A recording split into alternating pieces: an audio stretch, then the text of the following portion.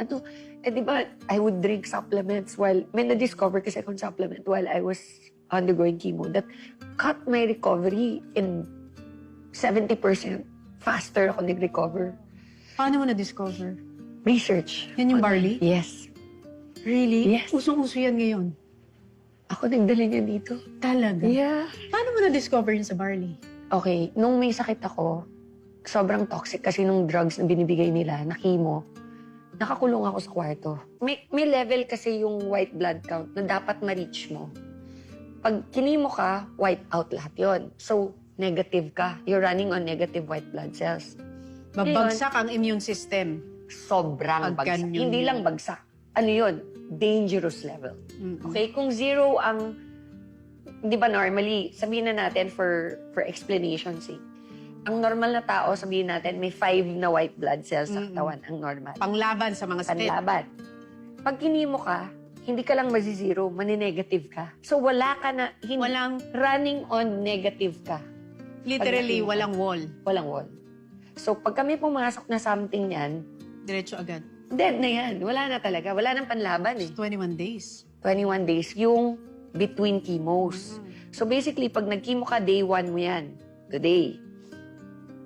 Your body, may natural ability yan na mag-produce ng white blood cells.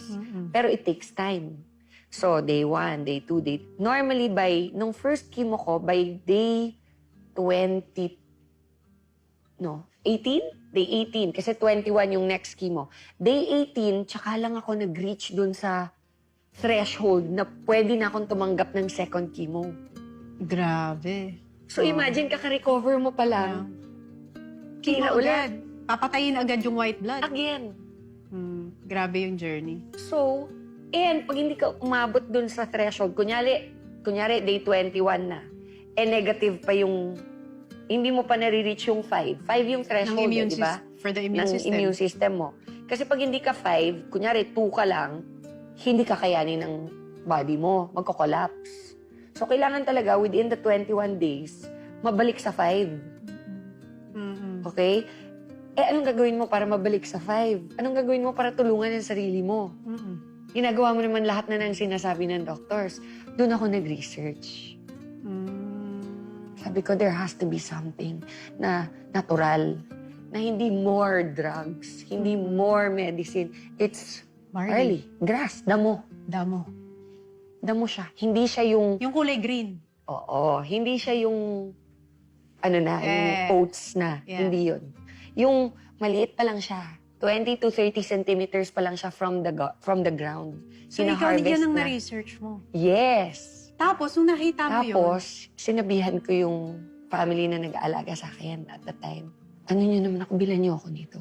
Alam mo, patago, pinasok sa akin sa ospital. Kasi syempre, yung doktor ayaw, di ba? yeah, Tapos, tuwing ibibigay sa akin yung medicine ko, pag wala na sila, iinumin mo? nilalagay ko sa tubig, iniinom ko. Oh. Sneaky.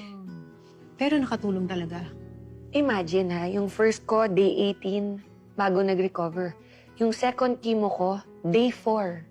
Balik na agad yung immune system mo. Oh, wow. Dahil dun sa iniinom mong yun.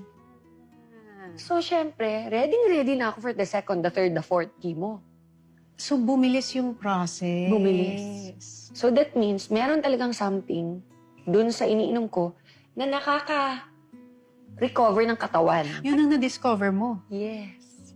Yun ang na-realize mo, maybe this is the purpose why I had to go through Now, this. years later, So, ikaw ang nagdala ng barley sa Philippines. yes. You discovered it while you were going through your chemo. And the reason why you can talk about the barley is because It worked it's from on me. your own experience. Yes. So, throughout my journey, I had my faith to keep me afloat. And then, after my journey, my prayer was purpose.